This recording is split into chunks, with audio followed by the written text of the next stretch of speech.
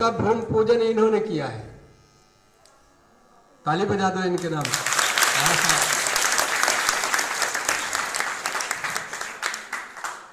यहाँ बहुत बड़े बड़े गायत्री परिवार के सभी लोग थे, लेकिन गुरुजी पूजन किसके हाथ से कराए? पूर्णिमा के। इसको पूर्ण करना है ना, पूर्ण करना है ना, पूर्ण करना है सबको। अपने ज्योमेट्री में से जब घर जाना तो 1 रुपया निकाल के उनको दे देना।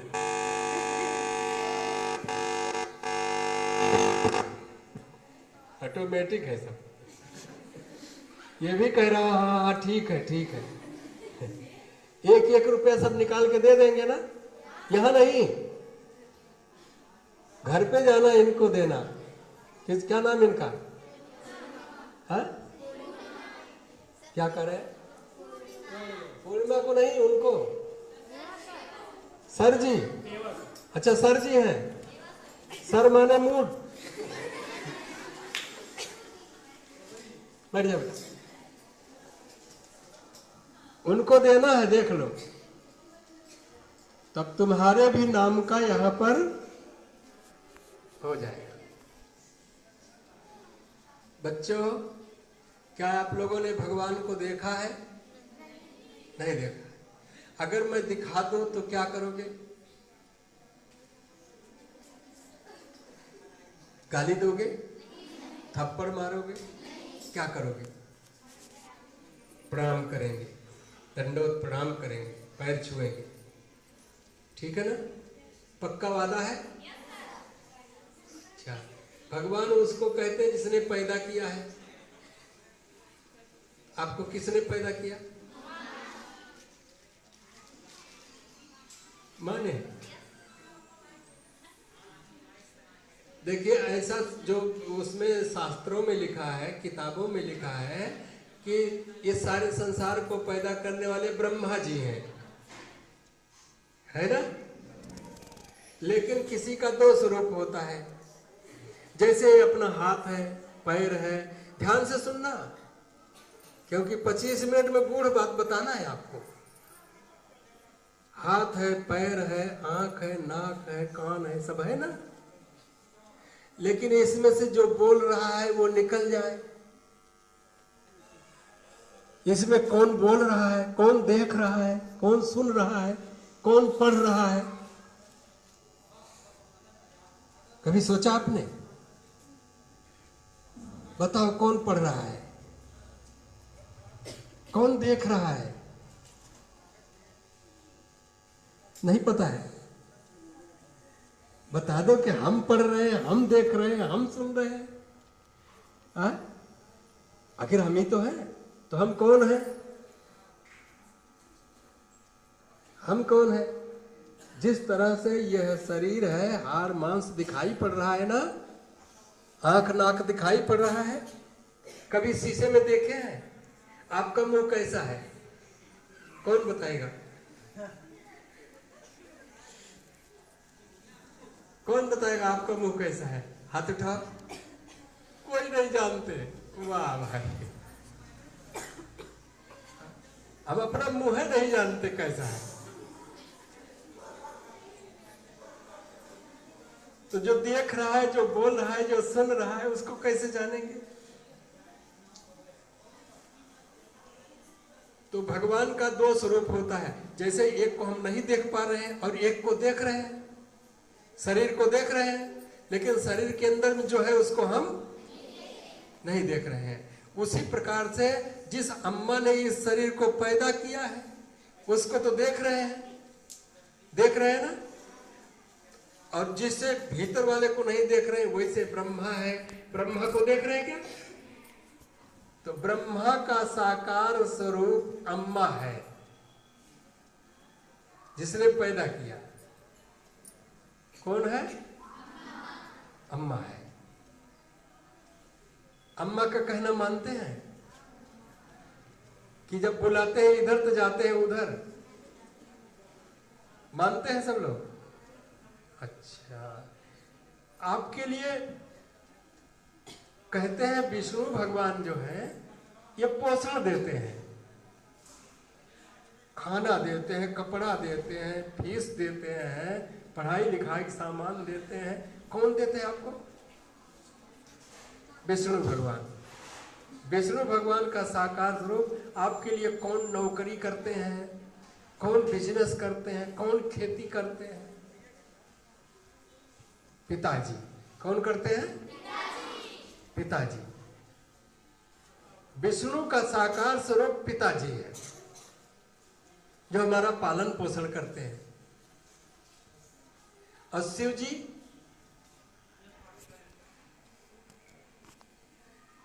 जो ज्ञान देते हैं, जो जीवन जीने की कला सिखाते हैं, जो काखा गाघा अंगा पढ़ाते हैं। अब बताए बच्चे, गुरु जी। शिव जी को किसी ने देखा है? और गुरु जी को सबने देखा है। अच्छा, तो पहला गुरु कौन है? अच्छा, आपके घर में छोटे छोटे बच्चे होंगे ना? किसने छोटे छोटे बच्चों को देखा है? सबने देखा है। बहुत बढ़िया। वो बच्चा, ध्यान से सुनिए, बातचीत आपस में बाद में करना है यहां से जाने के बाद। छोटा सा बच्चा होता है, न बोलना जानता है, न हंसना जानता है, न रोना जानता है। कब बोलेगा, कब हंसेगा, कब रोएगा, कोई पता नहीं है। अपनी चड्डी में लैट्रिन कर देता है, पेट खाली हो जाता है, बस रोता है। और जब रोता है तो उसकी मम्मी दौड़ के आती है और क्या करती है?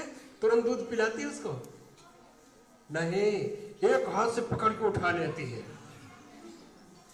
अब कहती बिटिया पानी लेके आना।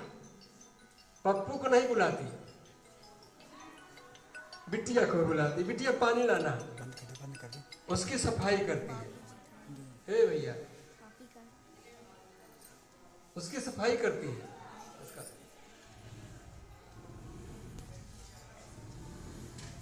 वो बटन लगाती है और क्या लगाती है? आंख में काजल लगाती है और क्या लगाती है?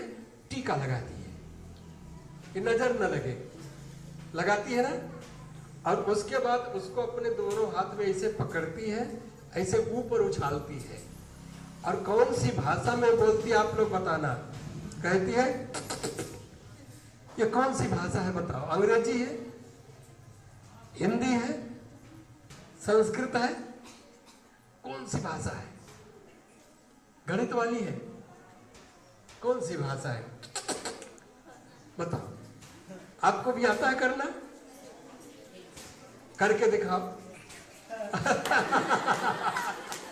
पता नहीं हो जाता बच्चों के नाम। अच्छा, अब हम इसका रहस्य बता रहे हैं।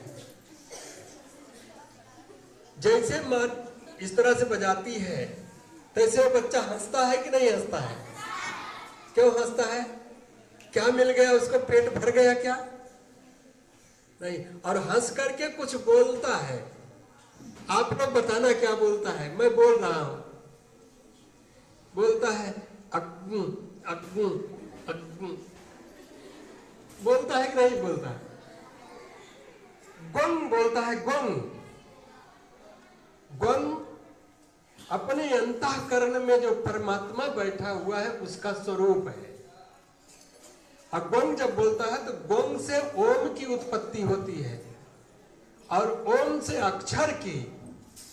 कौन से अक्षर? छोटा या बड़ा या छोटी बड़ी, काखा का गांग, चाचा जाजा। गोंग से ओम, ओम से अक्षर, और अक्षर से शब्द, शब्द से वाक्य, और वाक्य से किताबें छप गई जिसको पढ़कर व्यक्ति डॉक्टर, इंजीनियर, प्रोफेसर बनता है। विद्या के मूल को कौन पढ़ाता है? किसने टिटकोरी मारा तो गोंग कर आवाज उसकी आई? पहला गुरु कौन हुआ? माता। अच्छा, जब अंगुली पकड़ के चले थे, ये क्या चीज है, ये क्या चीज है, किसने बताया था? पिताजी ने। और जब आपको खड़ा होना सिखाया था तब खड़े हो जा बेटा, है कि नहीं? छोड़ दिया, खड़े नहीं हो पा रहे, आजा आजा आजा। धीरे से गिरते पड़ते जब चलता है तो संभालती है, उसको उठना सिखाती, चलना सिखाती, बोलना सिखाती है। कौन सिखाता है? माता। अच्छा, पहला गुरु कौन हुआ? माँ। और उसके बाद जब अक्षर सीख लिए, अक्षर कौन सिखाया? गोल बिंदी रख दो, एक डंडी लगा दो, एक डंडी इधर से लगा दो, उसमें से एक टेढ़ा सा बना दो। ये किसने सिखाया? गुरु जी, अध्यापक, मैडम ने। किसने पढ़ाया? मैडम ने। ये गुरु के रूप में हुए। शिव के रूप में, शिव के रूप में कौन होता है? गुरु। विष्णु के रूप में कौन होता है? पिताजी। और ब्रह्मा के रूप में कौन है? माता पिता। गुरु को रोज चरण स्पर्श करना चाहिए कि नहीं? करते हैं? असर चुप हो गए। करते हैं? नहीं करते हैं तो करेंगे? करते हैं? कौन कौन करते हैं हाथ कर? वाह, बाल संस्कार शाला वाले बच्चे लग रहे हैं। अब बाल संस्कार शाला वाले हैं ना? हाँ, इसलिए गुरु जी की कृपा है, करते हैं तो करना भी चाहिए। माता पिता गुरु को प्रणाम करना चाहिए, उनके बताए हुए मार्ग पर चलना चाहिए। अगर कुछ बनना है तो। 3 गुरु की बात हमने बता दी, अब चौथे गुरु की बताने जा रहे हैं। चौथा गुरु वह होता है कि जो अपने भीतर से बोल रहा है, सुन रहा है, उसकी पहचान करा दे, उसकी परिचय करा दे। उसी गुरु का नाम सतगुरु है। अपने माता को तो आप देख रहे हैं, पिता को देख रहे हैं, अपने अध्यापक को देख रहे हैं, लेकिन जो आत्मा में जीव का, ब्रह्म का बोध करा दे, वह सदगुरु है। वह भगवान की कृपा से बड़े छोटे में आपको मिल गए। बहुत बुढ़ापे तक आदमी को नहीं मिलते, बड़े प्रयास करने के बाद, लेकिन आप कितने भाग्यशाली हो, बचपने में मिल गए श्री राम शर्मा आचार्य।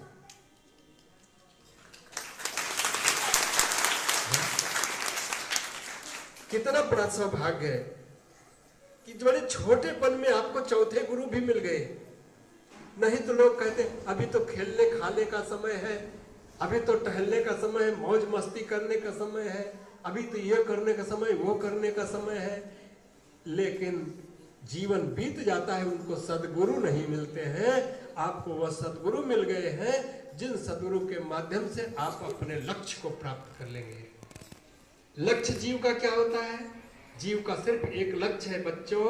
जैसे एक छोटी सी नन्ही की बूंद हिमालय पर्वत पर गिरती है, लेकिन वो धीरे धीरे ढुढ़कती हुई चलती हुई कहां पहुंचती है? आ गए भगवान के दूत, चिंता मत करो। कहां पहुंची है? समुद्र में। और जब समुद्र में पहुंचती तो क्या बन जाती है? समुद्र बन जाती है। क्या थी? छोटी सी नन्ही सी बूंद। जब समुद्र में पहुंच गई तब क्या बन गई? समुद्र। और जब समुद्र बन गई तो उसमें से क्या निकला? मंथन हुआ समुद्र का, तो उसमें से लक्ष्मी निकली, उसमें से गायत्री निकली, उसमें से अमृत निकला, उसमें से ऐरावत निकला, उसमें से 14 रत्न निकले।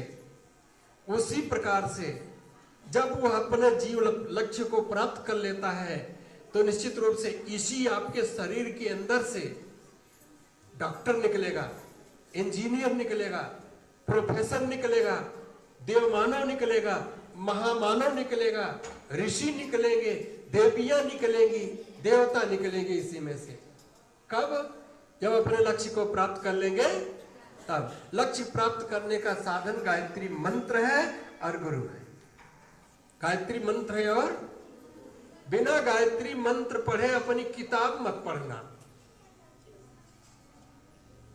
जब आप पढ़ने के लिए किताब निकालिए तो पहले गायत्री मंत्र पढ़ लीजिए। हे बच्चे, क्यों बोल रहे हैं? पहले गायत्री मंत्र पढ़ लीजिए, उसके बाद पढ़ना शुरू कीजिए। आपकी मेमोरी तेज हो जाएगी, याददाश्त बढ़ जाएगी। जो कुछ आप पढ़ोगे आपके दिमाग में आ जाएगा।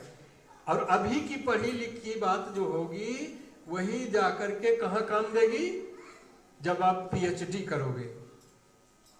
जो चीज आज दिमाग में रखोगे, जब आप आईएएस पीसीएस करोगे, पीएचडी करोगे, तो यही बात तुम्हारे काम आएगी। और इस बात को बड़े सरलता पूर्वक गायत्री मंत्र के जप के माध्यम से अपने इस कंप्यूटर में फीड किया जा सकता है। कंप्यूटर में फीड कर ले तो बात बन जाएगी ना। कई कंप्यूटर है? 2 कंप्यूटर, एक साधारण है और एक जब परीक्षा में बैठते हो पहला शब्द याद नहीं आता, अरे एकदम याद है पूरा, लेकिन पहला शब्द वह नहीं आ रहा है। कहां करते हैं? करते हैं कि नहीं करते हैं? अरे पहला नहीं याद आ रहा है। आज जब गायत्री मंत्र जप करके आप पढ़ोगे तो वो इस वाले कंप्यूटर में फीड हो जाएगा। जब आपको जरूरत लगेगी तब आप ऐसे जब करेंगे तो वो याद आ जाएगा। कंप्यूटर को जब देखते हैं लोग कैसे करते हैं? ऐसे करते हैं कि नहीं? वो जो गोल वाला होता है, क्या कहते हैं उसको? माउस। माउस बना रहता है ना, उसको ऐसे करते हैं, ऐसे करते हैं, तो बताता है कि नहीं बताता है? उसी प्रकार से अगर गायत्री मंत्र जप करके आप पढ़ोगे तो जो इसमें फीड रहेगा ना, इस माउस को जब ऐसे करोगे, ऐसे करोगे, तो आज की पढ़ी हुई बात तब याद आ जाएगी। याद आएगी कि नहीं आएगी? आएगी। गायत्री मंत्र का जब रोज सब करेंगे, रोज नहाएंगे। कब नहाएंगे? बिना नहाए पढ़ने जाएंगे? नहाने के बाद 1 लोटा जल तुलसी के पौधे में डालेंगे। जल डालते हैं कि नहीं? तुलसी के पौधे में तुलसी का पौधा बैठाए हैं कि नहीं? एक काम और कर रहे, सबके दरवाजे पर जगह है क्या? अपने दरवाजे पर एक बड़ा वाला पेड़ बैठा देना। नीम का पेड़, बरगद का पेड़, पाकड़ का पेड़, पीपल वाला तो हो सकता घर वाले में बैठाने थे। ये कौन है भैया? अच्छा, एक पेड़ बैठा देना और उसको पानी देना, सींचना, बड़ा करना। और जब तुम शादी हो जाएगी, अपने घर चले जाओगे, तो तुम्हारी अम्मा वही पेड़वा देख देख के तुमको याद करेगी। नहीं याद करेगी? हमारी बिटिया बैठाया हुआ पेड़ है, अपनी याददाश्त छोड़कर नहीं जाओगे। जो गायत्री मंत्र जप करेंगे, 1 लोटा जल तुलसी माता को रोज चढ़ाएंगे, अपने दरवाजे पर पेड़ बैठा देंगे, फूल फुलवारी बैठा देंगे, तब जानते हैं क्या होगा?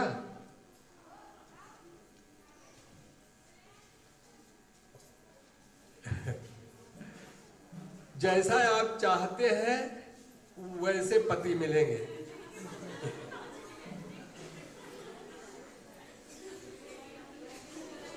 खोजना नहीं पड़ेगा, माता पिता को परेशान नहीं होना पड़ेगा, अच्छा घर मिलेगा, अच्छा वर मिलेगा। ये गुरु ने आशीर्वाद दिया, मैं नहीं कह रहा हूं, ठीक है ना। अपने दादी को, अपने दादा को जब आप पैर छुओगे, चरण स्पर्श करोगे ना, तो ही आशीर्वाद देते हैं, बहनी खूब बढ़िया दुल्हा तुम्हें भगवान दिए। लड़का कहा थी तुमका खूब बढ़िया दुल्हन भगवान दिए, आगे नहीं। आज पूरा संसार देख रहे हैं, हम घूम घूम कर देख रहे हैं कि पढ़ी लिखी नहीं, संस्कारवान लड़की खोजी जा रही है। अब संस्कारवान लड़की खोजी जा रही है।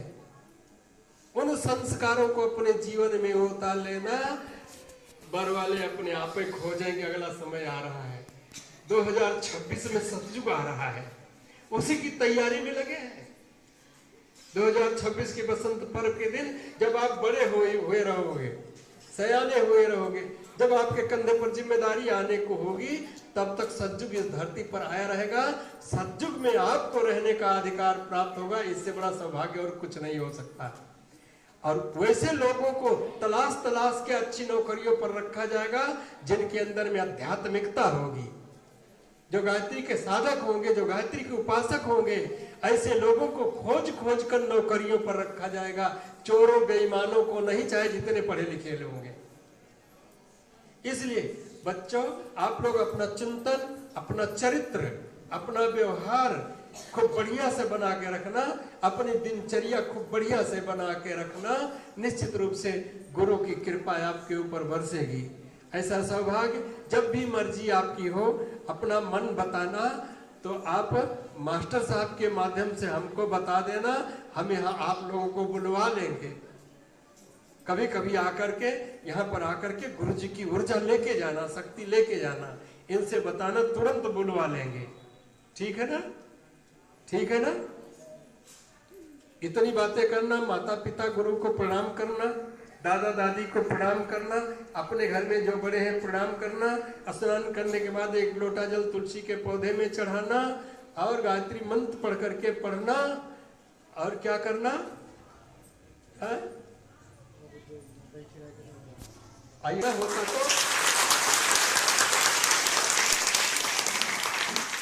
क्या हमारी परिचय आपके एक स्कूल में है? इस क्षेत्र के सभी स्कूलों में परिचय हमारी है कि नहीं है? और स्कूलों के बच्चों को बुलाते कि नहीं बुलाते? आपको ही क्यों बुलाया गया? आपको ही क्यों बुलाया गया? इन्होंने कहा जो गायत्री जपते हो बच्चे, जो संस्कारवान हो, ऐसे बच्चों के माध्यम से हमारी पूर्णाहुति होगी, इसलिए आपको बुलाया गया है। ऐसे विराट, ऐसे विशेष कार्यक्रम में आपको बुलाया गया है। निश्चित रूप से आप सौभाग्यशाली है।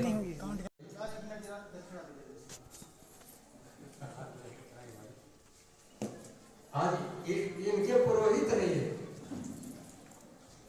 पुरोहित को दक्षिणा जरूरी होता है ना?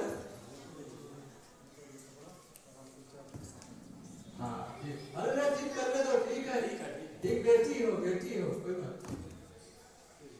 हाँ, दूसरी बेटी को दीजिए। मिला? हाँ, ये दूसरी बेटी है, दीजिए।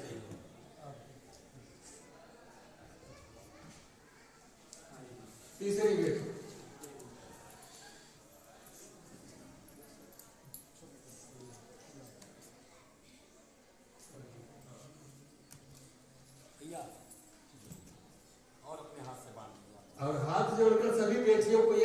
नाम कर लेना। 18